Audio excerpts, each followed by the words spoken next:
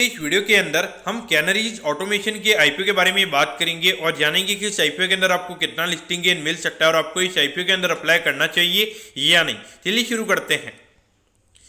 तो देखिए, सबसे पहले हम ये जानेंगे कि ये कंपनी क्या काम करती है। तो देखिए, जो कंपनी है 91 में ये कंपनी स्टार्ट हुई थी, यानी कि मोर देन अगर हम देखेंगे यानी कि 30 साल से भी ज़्यादा ये कंपनी को स्टार्ट हुए हो चुके हैं। तो देखिए, जो कंपनी है ये कंपनी आईटी सॉल्यूशंस हमें यहाँ पे प्रोवाइड करवाती हुई नजर आती है और उसके अंदर अगर हम बात करेंगे तो दो सेगमेंट के अंदर हमें यहाँ पे ये कंपनी काम करती हुई नजर आती है। अगर हम पहले वर्टिकल की अगर हम बात करेंगे तो इसमें टेक्नोलॉजी से रिलेटेड जो भी सॉल्यूशंस होते हैं वो ये कंपनी हमें यहाँ पे प्रोवाइड करवाती हुई नजर आती है। जिसके अंदर अगर हम देखेंगे जो डिजिटल एप्लीकेशन हो गए, मोबिलिटी सॉल्यूशन हो गए, जो क्लाउड कंसल्टिंग होती है और आजकल जो भी आप जो कंपनीज वगैरह को जो भी डिजिटलाइजेशन से जो भी रिक्वायरमेंट रहती है तो उससे रिगार्डिंग ये कंपनी हमें सॉल्यूशन प्रोवाइड करवाती हुई नजर आती है। उसके अलावा अगर हम यहाँ पे कंपनी के दूसरे सेगमेंट की अगर हम बात करेंगे तो उसमें वाटर इश्यूज से रिगार्डिंग जो भी यहाँ पे टेक्नोलॉजी की रिक्वायरमेंट होती है तो उससे रिगार्डिंग यहाँ पे कंपनी हमें सॉल्यूशन प्रोवाइड करवाती हुई नजर आती है। इसके अंदर अगर हम देखेंगे तो यहाँ पे जो फ्लड रिस्क का जो असेसमेंट होता है वो यहाँ पे कंपनी करने का काम करती है। तो इसके अलावा जो इरिगेशन का जो वाटर वगैरह होता है उसको कैसे कंजर्व किया जाए तो उससे रिगार्डिंग जो भी सॉल्यूशंस होते हैं वो भी ये कंपनी हमें प्रोवाइड करवाती हुई नजर आती है। तो ऑल ओवर देखा जाए तो मेरे ख्याल से यहाँ पे जो वाटर इश्यूज का जो मैनेजमेंट वाला ये जो सॉल्यूशन ये कंपनी मेरे ख्याल से प्रोवाइड करवाती हुई नजर आती है। इसका मेरे ख्याल से आने वाले टाइम पे काफी ज्यादा डिमांड मेरे ख्याल से बढ़ता हुआ नजर आएगा, क्योंकि देखिए जिस तरीके से अगर आप देखोगे वाटर की जो शॉर्टेज डे बाय डे अगर आप देखोगे वाटर की शॉर्टेज हमें बढ़ती हुई नजर आ रही है और जिस तरीके से हम उसको जितना ज्यादा कंजर्व करेंगे तो डेफिनेटली उतना हमारे लिए फ्यूचर हमारा बेटर रहेगा। इसलिए डेफिनेटली मुझे ऐसा लगता है कि जो भी यहाँ पे वाटर कंजर्वेशन से रिलेटेड जो भी कंपनीज है वो मेरे ख्याल से बेटर करना चाहिए और डेफिनेटली इन कंपनीज को मेरे ख्याल से गवर्नमेंट को भी सपोर्ट करना चाहिए, क्योंकि अगर डेफिनेटली जितना ज्यादा वाटर कंजर्व होगा उतना ज्यादा हमारे ख्याल से फ्यूचर हमारा बढ़िया रहेगा। अब अगर हम देखेंगे तो लगभग 1000 कस्टमर्स को ये कंपनी ने अपनी सर्विसेज प्रोवाइड करवा रखी है और इंडिया के अलावा अगर हम बात करेंगे लगभग 10 कंट्रीज में यहाँ पे कंपनी ने अपनी जो सर्विसेज है वो यहाँ पे प्रोवाइड करवाई है। अगर हम उसमें से कुछ कंट्रीज की अगर हम बात करेंगे USA, UK, Canada, Germany, Singapore, Malaysia, ब्रुनल, Australia, Sri Lanka, Indonesia, तो ये 10 कंट्रीज के अंदर कंपनी ने अपनी सर्विसेज प्रोवाइड करवा रखी है।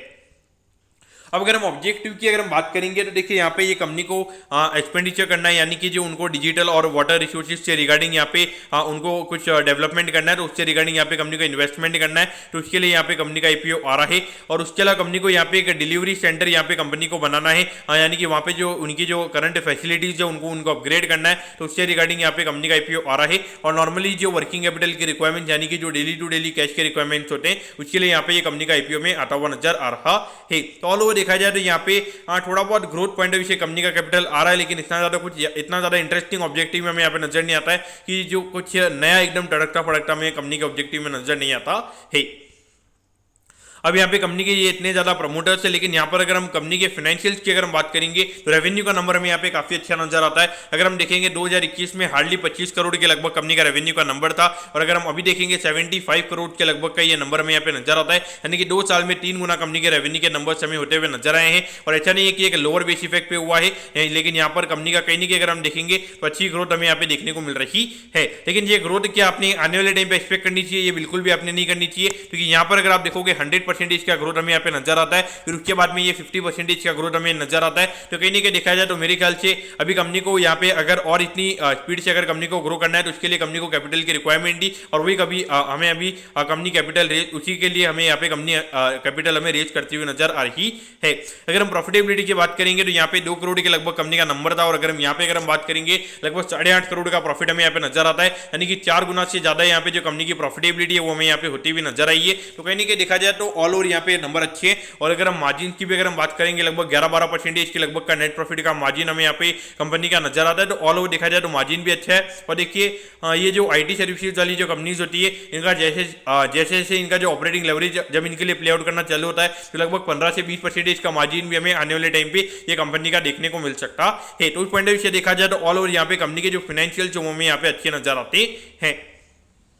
अब अगर हम आईपीओ के डिटेल्स के बारे में अगर हम बात करेंगे तो देखिए 27 तारीख को ये आईपीओ में ओपन होता हुआ नजर आएगा और 3 तारीख को ये आईपीओ में क्लोज होता हुआ नजर आएगा। यहाँ पे 31 के कट ऑफ प्राइस पे कंपनी हमें शेयर देती हुई नजर आ रही है। 4000 शेयर्स का हमें यहाँ पे लॉट नजर आता है, यानी कि एक लॉट को अप्लाई करने के लिए यहाँ पे 1,24,000 रुपए आपको यहाँ पे लगने वाले हैं। अब अगर हम इश्यू साइज की अगर हम बात करेंगे तो देखिए 47 करोड़ 3 लाख रुपीज का आईपीओ में यहाँ पे नजर आता है और इसमें अगर हम देखेंगे लगभग 14 करोड़ के लगभग का रिटेल कोटा है, यानी कि एंकर इन्वेस्टर्स के बाद अगर हम बात करेंगे अराउंड 33 करोड़ के शेयर हमें यहाँ पे बचते हुए नजर आते हैं। यानी कि इतना ही हमें लिस्टिंग के दिन हमें इतना ही फ्री फ्लोट हमें देखने को मिलेगा। बाकी जो 14 करोड़ के जो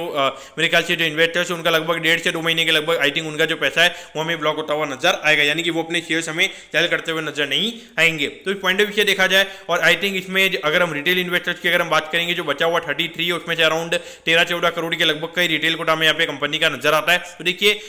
मेरे कहने का मतलब ये नहीं कि रिटेल कोटा यहाँ पे काफी कम है तो ये कंपनी हमें नीचे लिस्ट होती हुई नजर नहीं आ सकती, क्योंकि अगर आप देखोगे अभी यूनियल्ट का आईपीओ में आता हुआ नजर आया था, लगभग 55 करोड़ के लगभग का इश्यू था और वहां पर भी लगभग 15-20 करोड़ का हमने एंकर देखा था। लेकिन अगर हम उसकी भी अगर हम लिस्टिंग की अगर हम बात करेंगे हार्डली 2 या 3 के प्रीमियम भी हमें उसकी लिस्टिंग होती हुई नजर आई थी। और तो उस पॉइंट से आपने देखना चाहिए, इसका मतलब ये नहीं है कि अगर क्यूआईबी कोटा और एंकर इन्वेस्टर से ये इश्यू में नीचे लिस्ट होता हुआ नजर नहीं आ सकता है। और ये जो कंपनी हमें एनएसई के एसएमई प्लेटफॉर्म पे ये कंपनी हमें लिस्ट होती हुई नजर आएगी।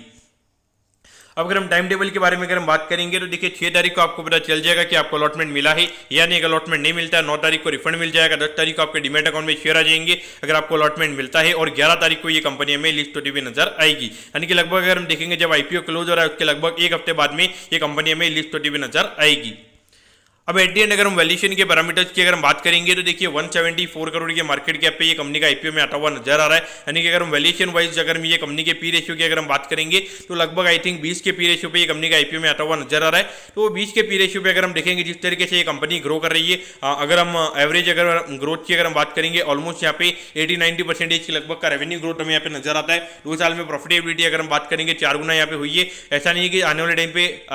ये आपको पता होना चाहिए कि आने वाले टाइम पे इस तरीके से ये कंपनी ग्रो नहीं कर सकती। लेकिन देखिए लगभग आपको एक नॉर्मल मैक्स अगर हम लगाएंगे जो 47 करोड़ की इक्विटी यहाँ पे कंपनी रेज कर रही है, अगर इसको कंपनी अच्छे से यूटिलाइज करती है तो आने वाले अगर 2 साल में अगर कंपनी उस पर एक्स्ट्रा अगर 20% का आरओई अगर कंपनी करती है और अभी कंपनी 8-9 करोड़ का प्रॉफिट कमा रही है, तो उस पॉइंट से अगर आप देखोगे लगभग 20-21 करोड़ के लगभग का 2 साल में अगर कंपनी की प्रॉफिटेबिलिटी होती है और वहां पर अगर मार्केट इसे 20 का पी रेशियो देता है तो वहां पे डेफिनेटली 2 साल में ये कंपनी डबल होने की कैपेसिटी हमें यहाँ पे रखती हुई नजर आती है। और देखिए मेरे ख्याल से यहाँ पे जो नॉर्मल जो कंपनी का टेक्नोलॉजी सॉल्यूशन प्रोवाइड करवाने वाला जो बिजनेस है वो मुझे लगता है कि वहां पे इतनी ज्यादा ग्रोथ हमें देखने को नहीं मिलेगी। लेकिन जो वाटर मैनेजमेंट से रिलेटेड जो यहाँ पे कंपनी का बिजनेस है मुझे लगता है कि वहां पर उसकी डिमांड हमें बढ़ती हुई नजर आएगी। पॉइंट ऑफ व्यू से देखा जाए तो क्लियर कट मेरा पॉइंट ऑफ व्यू ये रहेगा कि एक long term point of view का अगर आपका नजरिया है, यानी कि अगर आपको 2-3 साल के पॉइंट ऑफ व्यू से अगर आप अप्लाई कर सकते हो और लगभग 20 से 25% अगर ये स्टॉक गिर जाए और अगर आप इसे होल्ड कर सकते हो, यानी कि लगभग अभी 1,24,000 रुपये आपको यहाँ पे अभी आप लगाओगे और लगभग यहाँ पे 20% अगर ये स्टॉक यहाँ पे गिर जाता है, यानी कि लगभग आप 25,000 का लॉस अगर आपको पेपर पे अगर लॉस दिख सकता है और अगर आप में उसमें कैपेसिटी की आप उसको होल्ड कर सकते हो, तो ये मेरे ख्याल से यहाँ पर आपने अप्लाई करना चाहिए। Totally long term point of view से अप्लाई करना चाहिए। लिस्टिंग गेन के लिए अभी मैं पर्टिकुलरली यहाँ पे कोई भी आपको यहाँ पे व्यू नहीं दे रहा हूं, क्योंकि लिस्टिंग गेन से रिलेटेड मुझे लगता है कि यहाँ पे अभी बहुत से ऐसे आईपीओ होंगे जिनका हमें 50 से 60% का प्रीमियम देखने को मिलेगा और लिस्टिंग के दिन हमें कोई बाय देखने को नहीं मिलेगा और हमें नीचे लिस्टिंग होती हुई नजर आएगी। तो इसीलिए मेरे ख्याल से लिस्टिंग गेन के पॉइंट ऑफ व्यू से अभी कोई आईपीओ अप्लाई नहीं करना चाहिए। अगर आपने कैपेसिटी आप 5 से 6 महीने के लिए होल्ड कर सकते हो कम से कम, तो ये मेरे ख्याल से आपने यहाँ पे अप्लाई करना चाहिए। तो ये मेरा पॉइंट ऑफ व्यू रहेगा। क्योंकि देखिए अभी अगर हम देखेंगे आज जो जैगल की लिस्टिंग हमें देखने को मिली थी लगभग है ना 20 से 25 रुपए का ग्रे मार्केट प्रीमियम हमें लास्ट कुछ देखने को मिला था और हमें फ्लैट लिस्टिंग वहां पे होती हुई नजर आई थी। तो इस पॉइंट से आप देखोगे कि यहाँ पे भी बहुत ज्यादा जो आईपीओ हमें जीएमपी के नीचे लिस्ट होते हुए नजर आएंगे और एसएमई में तो हमें ऐसी लिस्टिंग होती हुई नजर आएगी, तो हमें डिस्काउंट में भी लिस्टिंग होती हुई नजर आ सकती है। तो इस पॉइंट ऑफ व्यू से ये मैं आपको सजेशन दूंगा कि लिस्टिंग गेन के लिए, यानी कि अगर आपकी होल्डिंग कैपेसिटी अगर आपके पास में नहीं है, यानी कि अगर आप 1-2 दिन भी अगर आप होल्ड नहीं कर सकते हो, तो मेरे ख्याल से आपको बिल्कुल भी यहाँ पे इसमें अभी अप्लाई नहीं करना चाहिए। आपको मेरे ख्याल से मेन बोर्ड आईपीओ के अंदर अप्लाई करना चाहिए। वहां पर आपको रिस्क थोड़ा आपका कम रहेगा, भले आपका रिवॉर्ड कम रहेगा लेकिन आपका रिस्क भी वहां पे कम रहेगा। तो दोस्तों मैं कहता हूँ कि कैनरीज ऑटोमेशन के आईपीओ के बारे में आपको सब कुछ समझ में आ गया होगा। अगर आपकी कोई भी क्वेरीज है आप कमेंट कीजिए, मैं जरूर आपके कमेंट पर रिप्लाई करूंगा। ओके दोस्तों, thank you, have a nice day.